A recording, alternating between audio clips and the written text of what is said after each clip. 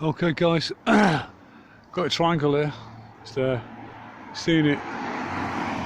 Look at these bad boys here, there's three of them and they drifted across there, down there like that. Right, I've just got back.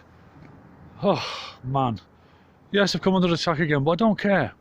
And I'm not angry and passionate, and I'll be exchanging my passion for glory soon. Praise be to the Most High.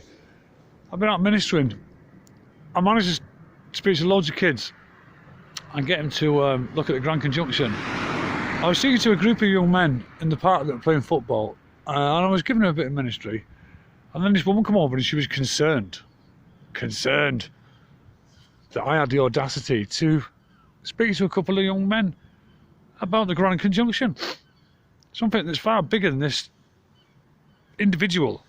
And she came up and she stood like there and we're talking. She said, "Oh, just come up." I said, "I'm not listening." I said, "Well, you are, because you stood there."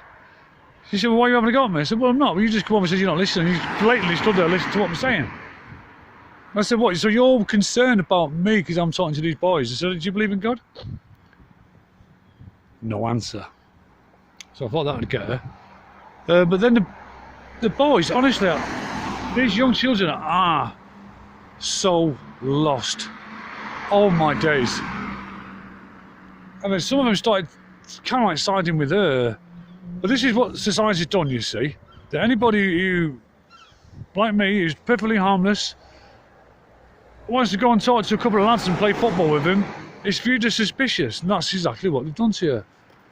Stranger danger and all this stuff. And I've seen the adverts from 1970 telling you to look out for strange men in dark glasses and Macs. I mean, it's disgusting.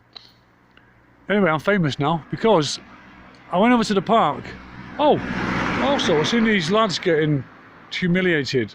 You've got to pick up rubbish and do stuffs in the bushes and things like that. And I went up to them all and I offered. I said to the supervisor, I said, "Let me do that man's work and he can stand here and sunbathe." And he said, "No, you're not allowed to do that." I said, "Why not?" He said, "Because you're not insured." I said, "I don't need insurance to cut a raspberry bush." He says, "You're not allowed." I said, "Well, I should be allowed." I said, "Because I'd forgive him. And that's what I would do. I would do his work and he should be able to do that. If you see a person that's got community service, you should be able to stop and say, "Well, I will do his community service and I want everyone to forgive him." And that would make that person a better person, I can guarantee you. But oh no, they'd rather just humiliate him. That's right. Well, I had a right go at him. And I told these boys, that I said, "You do not need to be humiliated." I said, "I forgive you. And I will do your work for you, but I'm not allowed." Anyway, these kids have just been to my local shop again. There's a planet here, and that sun's coming up there, and it's going to move around a bit. Yeah, and these kids have been looking. Oh yeah, when I went across the park, these kids were shouting at me, Grand Conjunction, and waving the phones about. They're only about 10. Brilliant, absolutely brilliant. And then apparently they've been looking for me in the shop. "Where's that man?" they kept on saying. So I told them about the eclipse tomorrow, and I told them about the Grand Conjunction, and I'm going to educate the parents. But anyway, getting back to the adults, I've also spoke to about 14 adults today. 3 of them I've managed to get to come into my channel. The other ones completely looked at me like I'm some kind of idiot. Even when I showed them, I stood near the apple tree and I stopped everyone, and 9 out of 10 were not interested at all. Didn't find it strange, odd, peculiar, or concerning. I didn't bother telling them there's a planet right here, right now, that I can see. That is ridiculous. I mean,